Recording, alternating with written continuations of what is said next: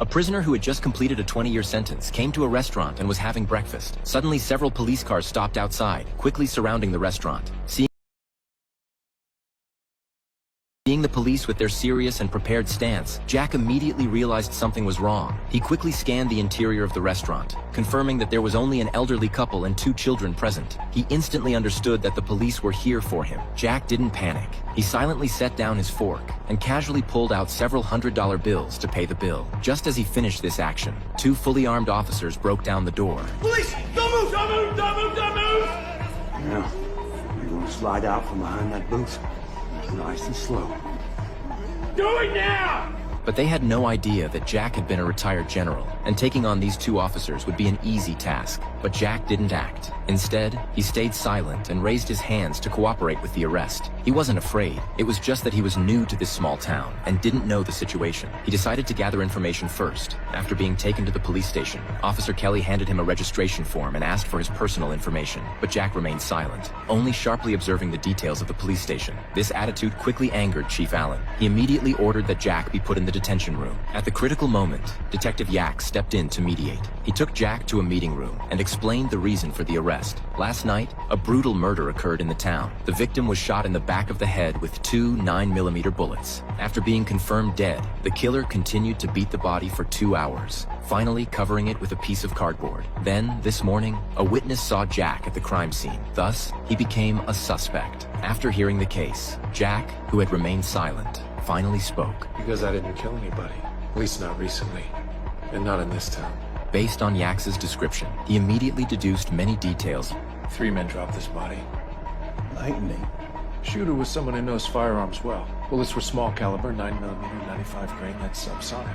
A silencer was used. Yax had to admire his analysis, but still wondered why he was at the scene. Jack explained that he had just arrived at the bus station this morning, and, as an outsider, came to the town to mourn a blind blues singer. But the police only found a toothbrush, a French medal, and $200 on him. With such simple luggage, traveling 800 kilometers. No one believed his story. Without an alibi, Yax still decided to keep him locked up. Soon, the case took a turn. A series of numbers was found on the bottom of the victim's shoe. Following the trail, they found the owner of the number, Paul, a bank executive. This well-dressed man initially arrogantly claimed to know nothing, but when he saw a black car outside the window, his expression immediately changed. Before the police could say anything, he hurriedly confessed. I did it. I killed the guy. It was me. Even interrupting Kelly as she read his rights. It seemed like going to jail was his only choice. Yax immediately noticed. This was a fake confession, so he decided to play along. He exchanged a look with Kelly and proceeded to arrest Paul, hoping to get more clues. With a new suspect in hand, Yax realized he had wronged Jack. He was about to release him, but to his surprise, Jack adopted an attitude. Reluctantly. No. Excuse me? Not until you let these zip ties come on. We both know I didn't kill anybody, and they're uncomfortable. Yax asked Kelly to cut the restraints off, but Jack called her over after mocking her for a moment. Got it.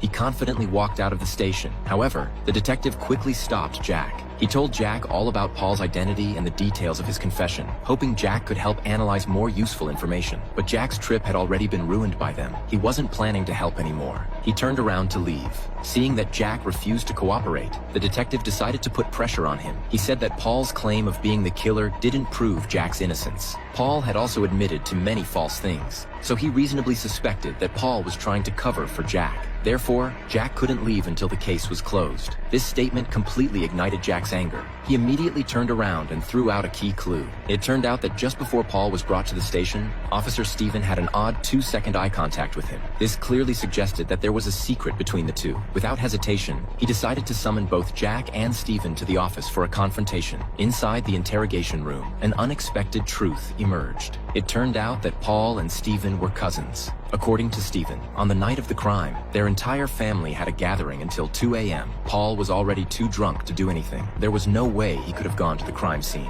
Although they temporarily cleared Paul's alibi, why he was willing to take the fall for a stranger was still a mystery. To get Paul to confess, the detective's eyes glinted with cunning. Yeah, well, maybe a week in a lockup will motivate him. Let me know what he says.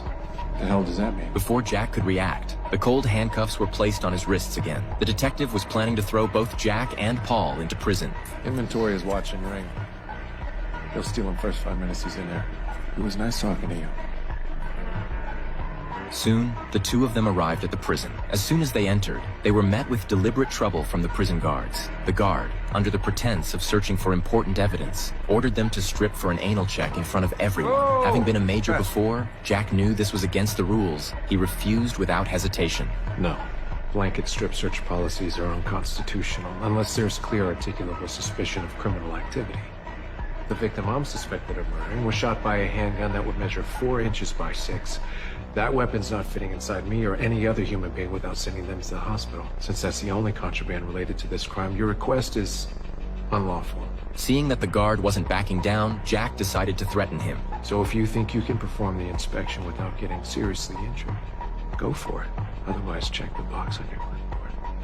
Faced with this strong man, the guard had no choice but to suppress his anger, finish the final procedures, and led them into their cell. The guard, still glaring with hatred, clearly wouldn't let Jack off easily. Sure enough, the next morning, Jack sensed the strange atmosphere in the prison, facing the menacing criminals around him. Jack remained calm and composed, but Paul, with his delicate appearance, wasn't as lucky in the harsh prison world. His handsome face was bound to become a target. Sure enough, the prison boss Big Black soon set his sights on Paul.